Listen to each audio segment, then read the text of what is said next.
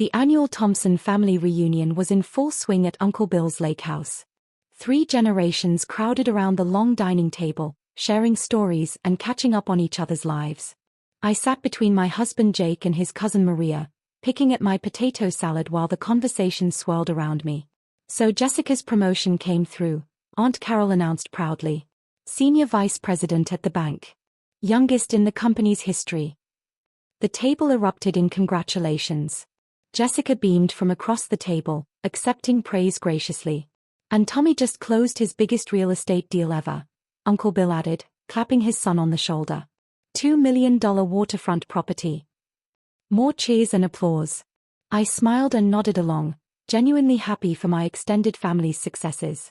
What about you, Sophie? Maria asked, turning to me with curious eyes. Jake mentioned you've been working on some kind of project. Before I could answer, my brother-in-law Derek snorted from the other end of the table. Still playing with your little hobby, he said with a condescending grin. The cousins at the kids' table giggled behind their hands, sensing the adult mockery even if they didn't understand it. Derek's wife Linda nodded approvingly at his comment. Derek, Jake said uncomfortably, Sophie's been working really hard on her business.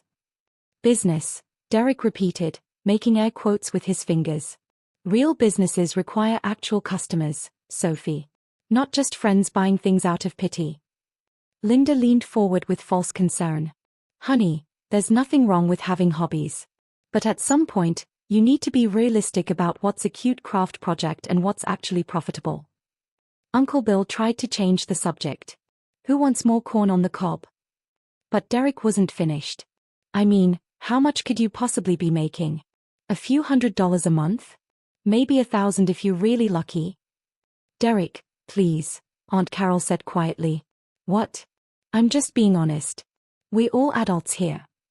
Derek gestured around the table. Jessica makes real money at a real job. Tommy sells real estate. I run an actual construction company with actual employees and actual revenue. The table had gone uncomfortably quiet.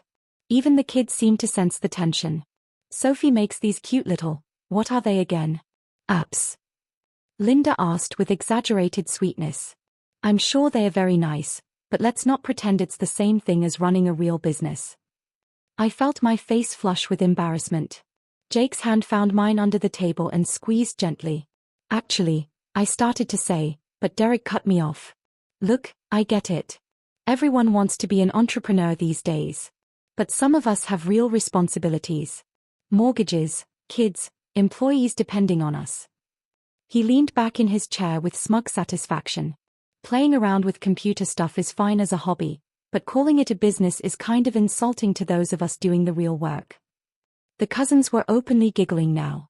Even some of the adults looked like they were trying not to smile. That's when my phone rang. The ringtone cut through the awkward silence like a knife.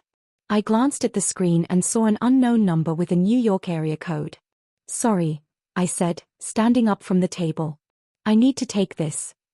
Derek rolled his eyes. Probably someone wanting to buy one of her apps for $5. I stepped away from the table and answered the call. Hello. Is this Sophie Chen? Came a professional female voice.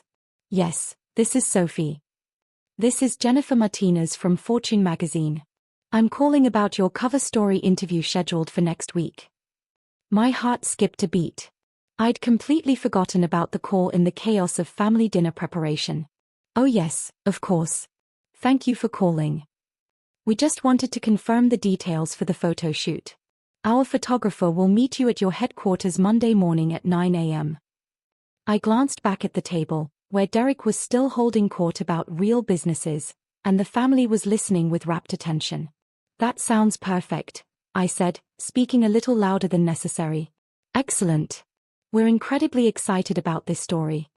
Under 30 and over 50 million foot is one of our most popular features, and your company's trajectory has been absolutely remarkable. The conversation at the dinner table was starting to die down as family members began to notice my phone call.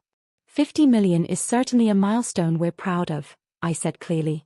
Dead silence fell over the table. The fact that you bootstrapped DataStream Solutions from your garage to a $50 million valuation in just 3 years is exactly the kind of success story our readers love. Jennifer continued enthusiastically. I could feel 20 pairs of eyes staring at me from the dining table.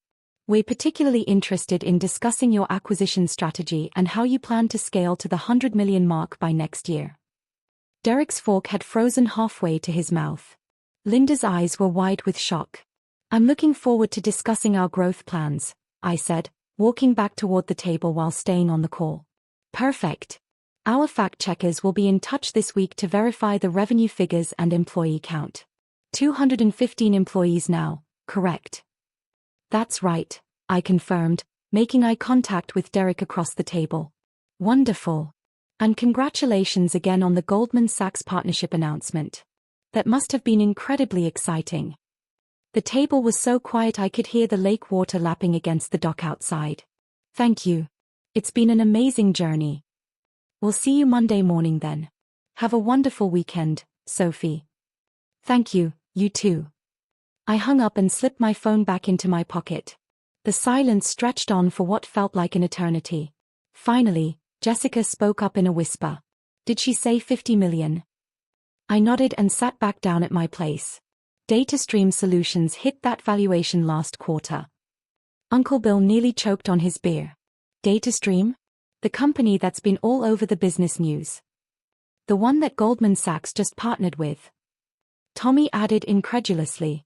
That's us, I said simply, reaching for my water glass. Derek's face had gone completely white. You own DataStream Solutions. I founded it, yes. We develop AI-powered analytics software for Fortune 500 companies. Maria leaned forward eagerly. Sophie, that's incredible.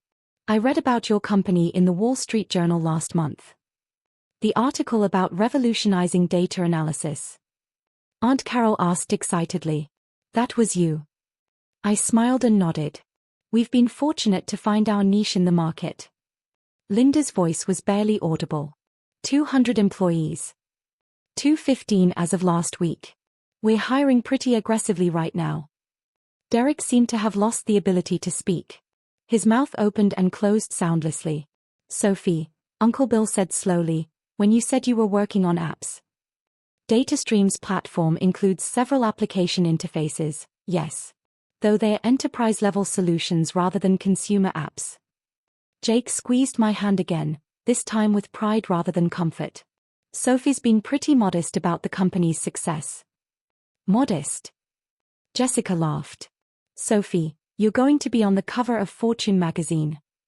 The under 30 and over 50 million feature, I explained. They profile young entrepreneurs who've built significant businesses. Tommy shook his head in amazement. And here we were talking about my $2 million real estate deal. Real estate is incredibly important, I said genuinely. Every business needs office space. Derek finally found his voice. I had no idea. When you said hobby business. I never called it a hobby, I said gently. That was your assumption. Linda looked mortified.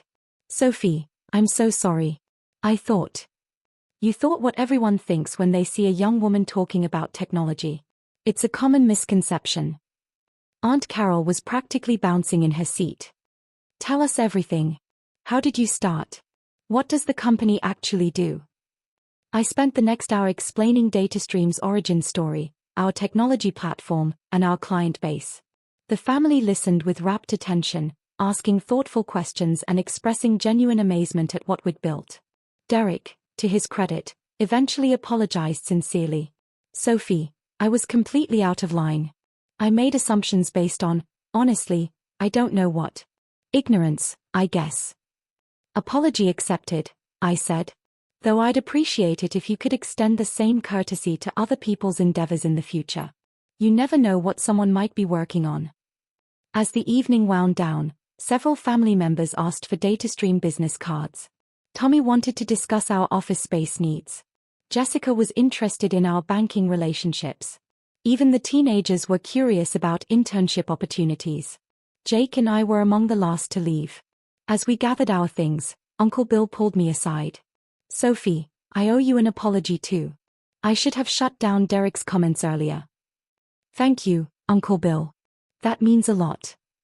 Can I ask you something? Why didn't you ever mention how successful the company was becoming?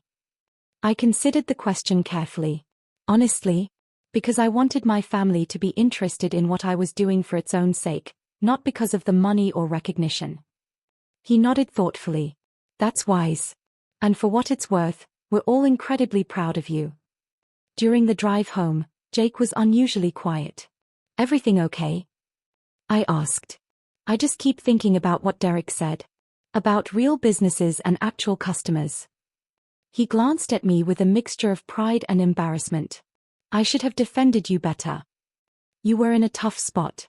Family dynamics are complicated. Still, I know how hard you've worked. I've seen you coding until 3 a.m., taking calls with clients in Singapore, building something incredible from nothing. He reached over and took my hand. I'm sorry I let anyone make you feel small for that. Thank you. That means everything to me. The Fortune magazine cover story came out 2 weeks later.